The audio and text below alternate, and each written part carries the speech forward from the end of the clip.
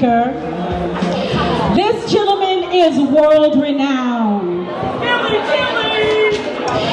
This person is an American Black activist, a psychologist, a motivational speaker. He exudes love to his community. He has been a trailblazer. He doesn't go with the grain, he goes against the grain. He speaks truths that no one wants to hear, but everyone needs to hear. He's not afraid to stand out. He's not afraid to go forth. He's not afraid to put his foot to the plow so that way others can follow in a path of healthiness. None other than Dr. Umar Johnson!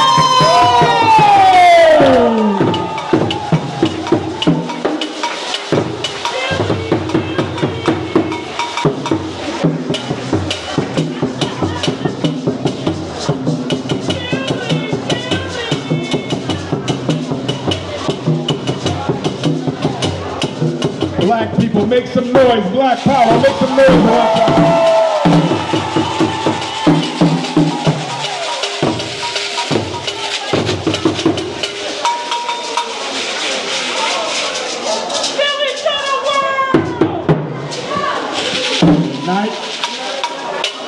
The night has been long, and so my remarks will be brief. I bring with me this evening condolences from your brothers and sisters in Australia, where I was a few weeks ago.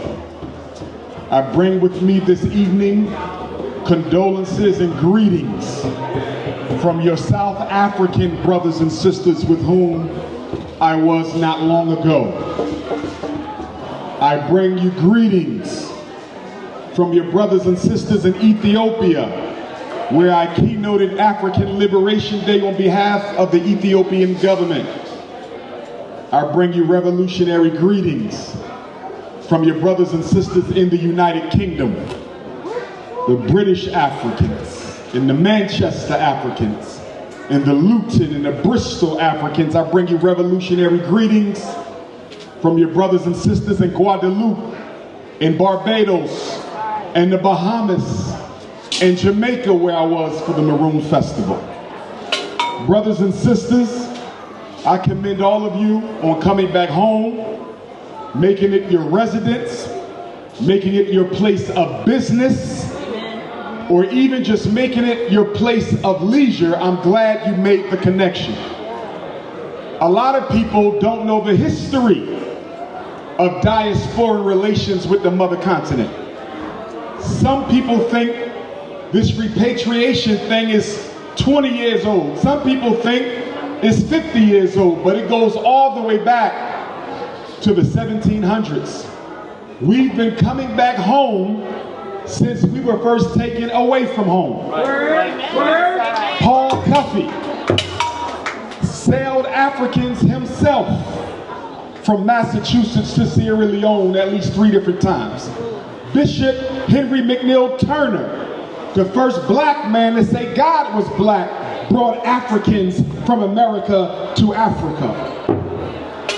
Although the Honorable Marcus Messiah Garvey was never allowed into Africa, many Pan-Africanists of the Garvey movement found themselves back home. There was a major repatriation movement from Arkansas. Rabbi J. Arnold Ford of the Black Hebrews, yes, sir, who once led Garvey's musical program for the UNIA, he came to Ethiopia with many Africans from the diaspora. So this is not a new thing, but it is a good thing that we are intensifying the struggle at this time in our search on. Now for my American African brothers and sisters, and my South American African brothers and sisters, and my Central American African brothers and sisters, my Caribbean African brothers and sisters, my Canadian African brothers and sisters. It is important that when we come back to Africa, We come as Africans. It is important that you leave all your Europeanisms in the States. Leave all your Europeanisms in the islands. Leave all your Europeanisms in Brazil and Costa Rica and Suriname. Don't bring them with you. We must come as Africans. And we need to understand that our responsibility is a great one. Because as Pan-Africanists, we are statesmen and stateswomen. That means our job is to help build the bonds across the diaspora. Our job is to weaponize our citizenship and our African consciousness to bring our people together. In order to do that, we must crush the triplets of destruction. And those are envy, ego, and individualism. Envy, jealous of what another African can do because they can do it better than you. Understand something. All of us have unique gifts. God did not make us all the same. Don't hate on somebody who can do it better. Find your gift and give yourself to your gift. No need for envy. No need for jealousy. And then we have to crush that paralyzing evil known as the ego. I refer to the ego as the European god of oppression that is inside of all African people. Through slavery and colonization, the Caucasian took his consciousness and put it in us. And I don't care how many trips you've taken to Africa. I don't care how long you've been here. I don't care how many books you read, how long your locks, how many African wardrobes you got. All of us, myself included, have that seed of white supremacy buried somewhere deep within your mind. And if you think you have freed yourself of it, you're the most enslaved African in the room. You must work to be conscious of the internal parasite of white supremacy. We have to rid ourselves of the internal parasite of white supremacy. And most of all, we have to declare war on the Caucasian that lives not in Ghana, not in America, not in Europe, but the Caucasian that lives inside of you. Brothers and sisters, you can take the African out of colonization. But until the African takes the colonization out of himself, he's not free. You can take the American African or the Central and South American African, the Caribbean African, you can take them out of slavery. But until they take the slavery out of themselves, we will never be free. Our struggle now is one for the reclamation of African consciousness. We need a psychological reconstruction movement where we become Africans again. Because so many of us are part-time Europeans. We have to become full-time Africans. My beautiful African sisters, as you come home to Africa, and I know it's a process, but try to leave some of those European beauty standards back home. My brothers, as you come to Africa, please don't you show up with a snow bunny. No rice, no ice, no spice, no sand, no salsa. It makes no sense for you to come to Ghana with a Caucasian. With all these beautiful black single women we have in here tonight. If you don't like butter almond, we got butter pecan. If you don't like sweet brown sugar, we got light brown sugar. If you don't like African butterscotch, we got chocolate fudge. If you don't like pina colada, we got African watermelon. Whatever it is you need. Our women come in every flavor. Let's not dishonor our ancestors by dedicating our life and our wealth to women of another community. As Pan-Africanists, we believe that being African comes first. Africa comes before you are an Ashanti. Being African comes before you are of the great kingdom of the God people. Being African comes before you are of the Iwe nation. Being African comes before you are American African or Jamaican African or Nigerian African. We are African people first. One Africa. One Africa. Brothers and sisters, Osajifo, Dr. Kwame Nkrumah, who gave to us a free and independent, liberated Ghana on March the 6th, 1957. Dr. Nkrumah, who came to Philadelphia and learned his Pan-Africanism from Marcus Garvey. In fact, myself and Dr. Nkrumah pretty much spent time in the same house of Garvey in North Philadelphia. Kwame Nkrumah said, I am not African because I was born in Africa. I am African because Africa was born in me.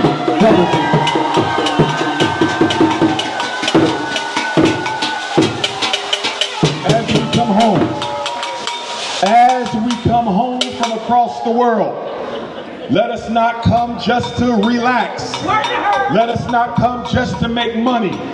Let us not come just to vacation. As we stand here tonight, most African people in the world, the Kingdom of Africa, and the entire diaspora do not have food security.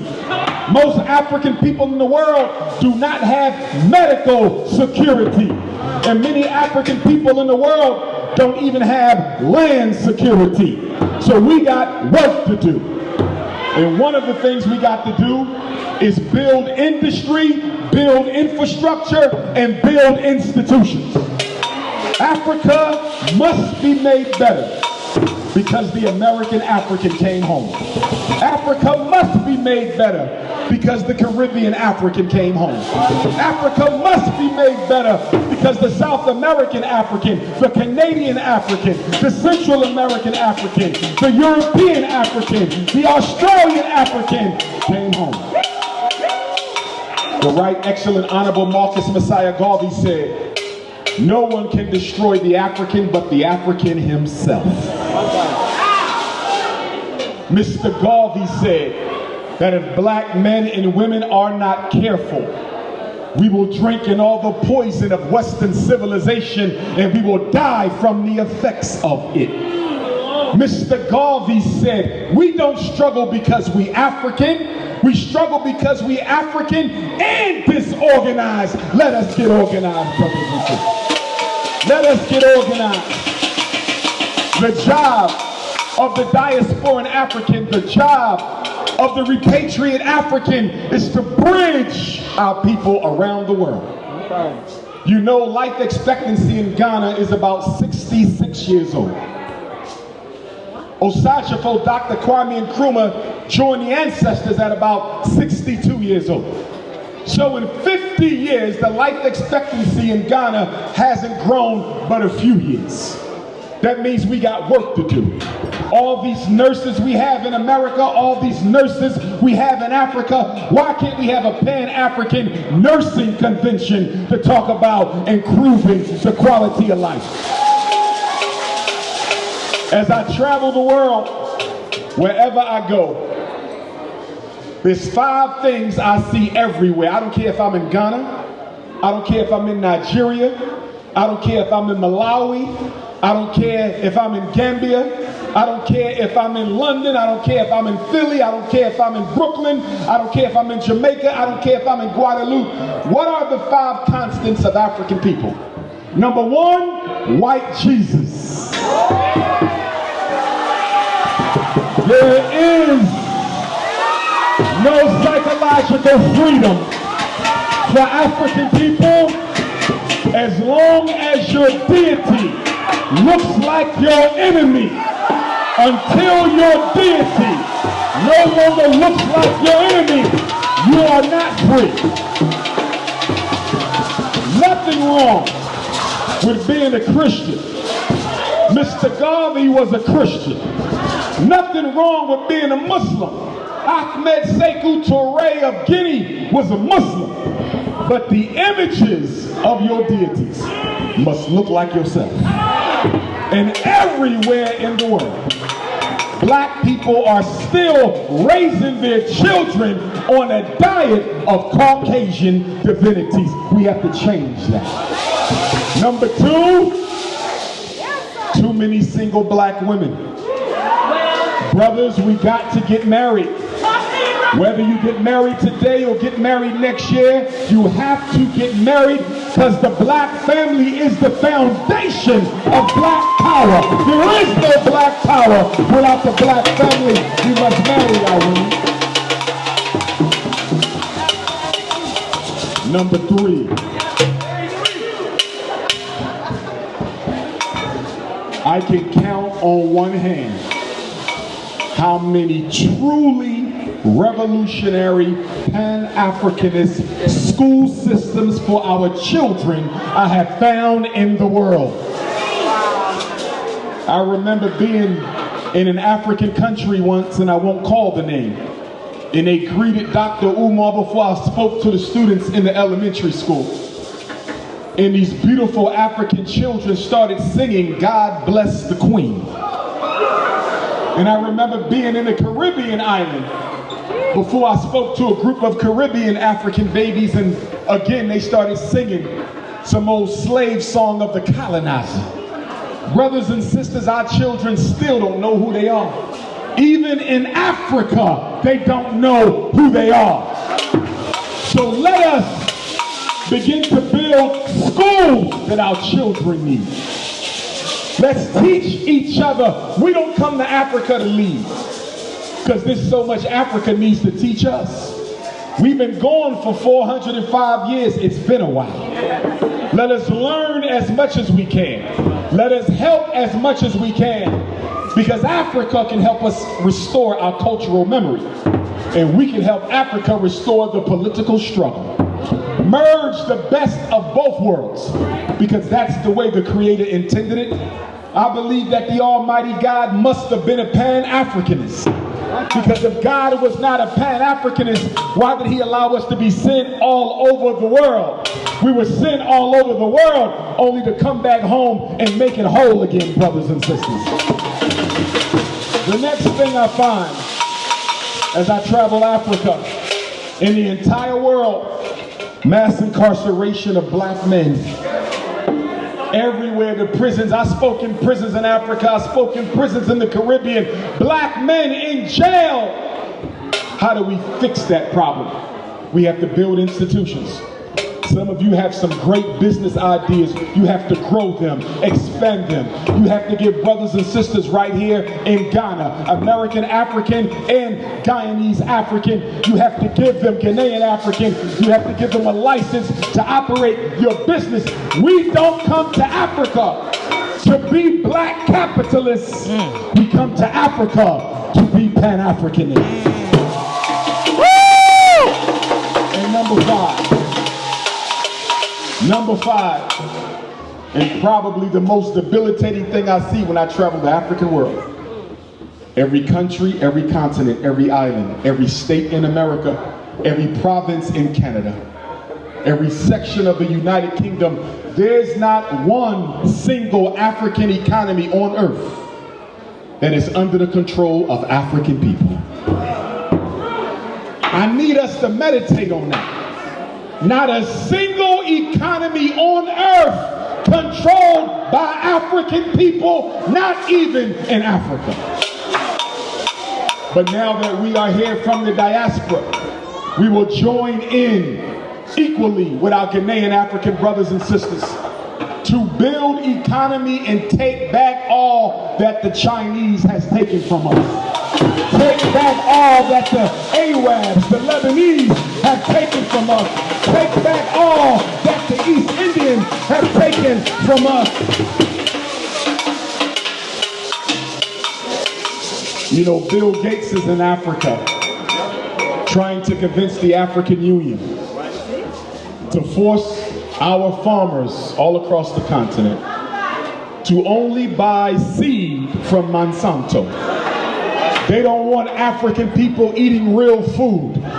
They only want African people eating genetically modified organisms. We have to fight that. And that means we need to have a black farmers conference where we blame the black farmers from America and the black farmers from the Caribbean and the black farmers from Europe and the black farmers from Central and South America together to come up with a food integrity program. Alone we can do nothing. Together we can do it all. Osajabo said, forward, ever. Backward, never. The Honorable Marcus Messiah Garvey said, the greatest weapon used against the Negro is this organization. Brothers and sisters, we got to work. You got to work. The only people who should be resting is our elders because they've made it to age 65 and all we need them to do is give us our wisdom.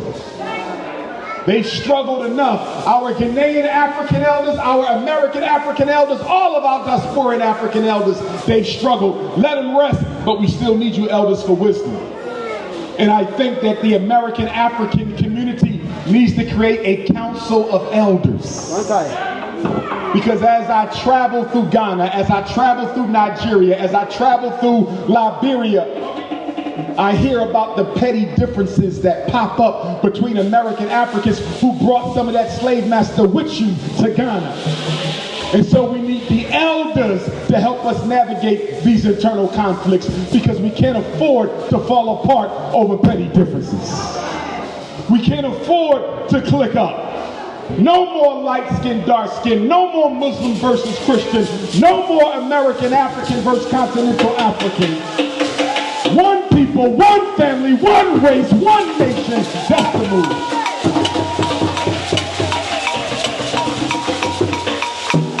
I'm going to leave you with this. The CIA is watching us.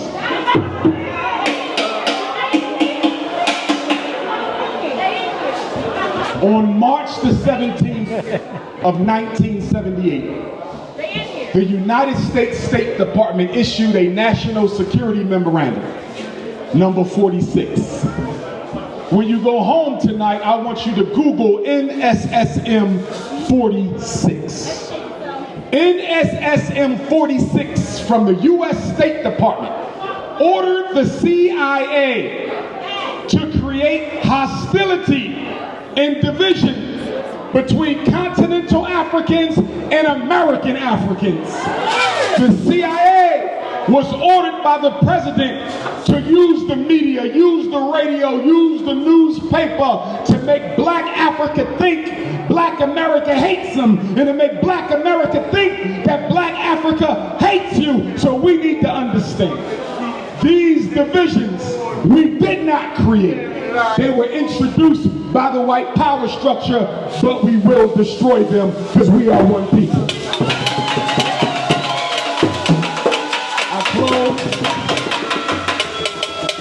I close with a quote. And before I close with this quote, I want to give you my cell number now. Take your phone out.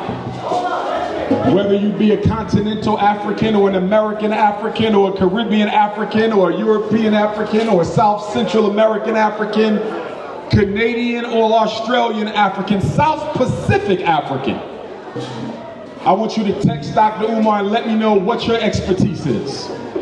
Dr. Umar, I'm a midwife. Dr. Umar, I'm an entrepreneurial business startup expert. Dr. Umar, I'm a nurse, I'm an engineer, I'm a business owner, I do real estate. I've been in Africa for 20 years. Whatever it is you do, let me know. Because if I'm lucky enough to get my citizenship, brothers and sisters, we're going to have some work to do in Africa. Do you understand what I'm saying? But do me a favor. If you are a bunny hopper, do not message me at all. Phone number, I will repeat it twice. +1 215 989 9858. I repeat it once more. +1 215-989-9858. There was a black man by the name of Booker T. Washington. He was born in West Virginia. His mother was raped by the slave master, so she gave birth to Booker T. Booker T wanted a college education, so he walked all the way to Hampton Institute. He couldn't afford the tuition when he got to Hampton Institute, so he asked for an opportunity to clean his way through college. He was given that. After he graduated, the president at Hampton got a phone call from a black community in Tuskegee, Alabama, looking for a black man who could come and teach him how to work, how to build, how to create industry. Booker T took the job. When he got to Tuskegee, there was no school. He had to use an old barn, an old farm, an old storefront. And when the first class of students showed up in Tuskegee, they asked him, where's our lecture hall? Where's the cafeteria? Where is our dormitory? And Booker T. Washington said, you're standing on it.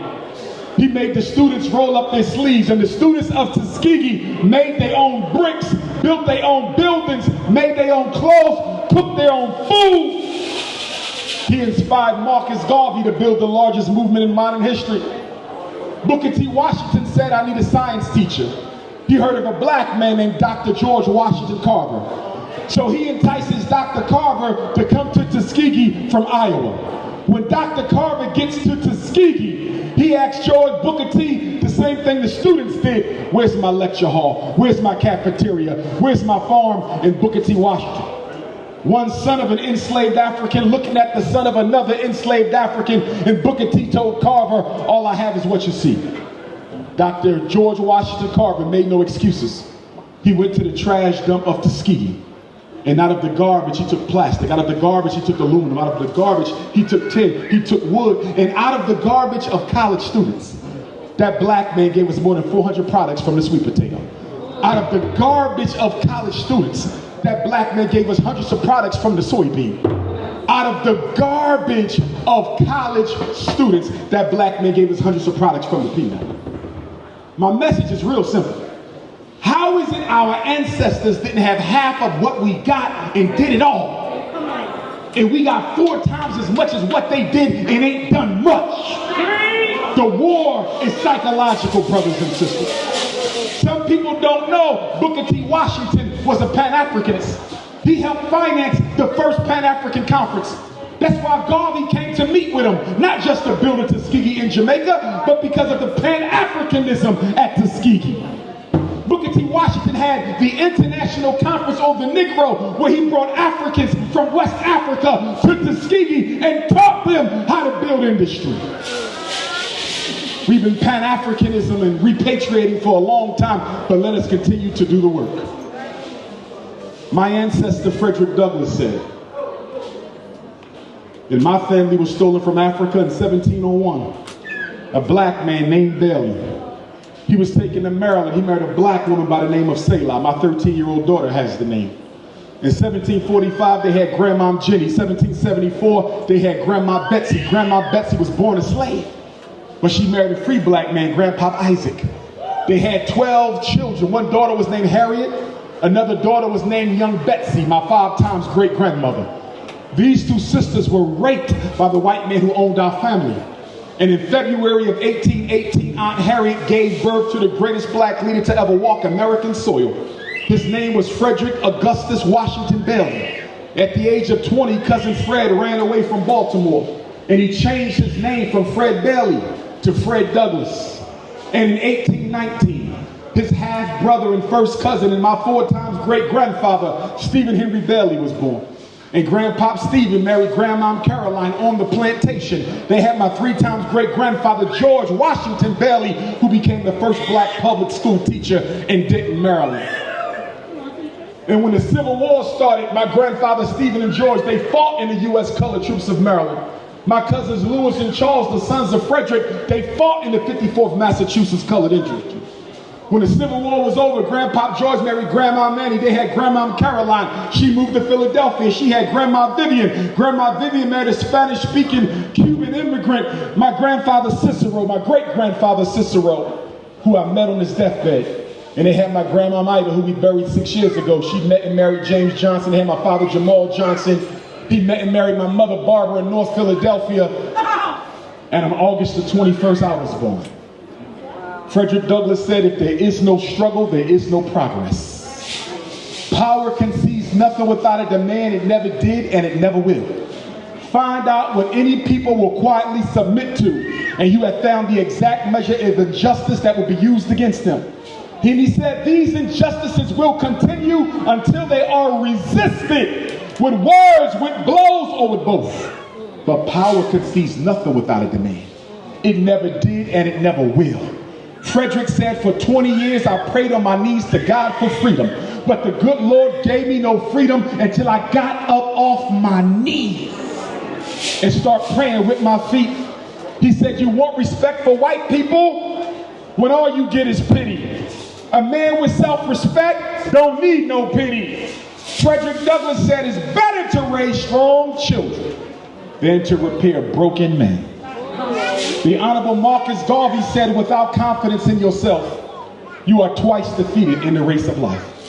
But with confidence, you have won even before you have started.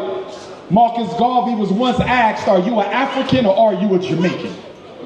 Are you an African or are you a Jamaican? And the leader of the largest black organization in modern history, who inspired Kwame Nkrumah, who inspired Nnamdi Azikiwe, who inspired Amilcar Cabral, Thomas Sankara, while we get long live my American African family, peace and black power.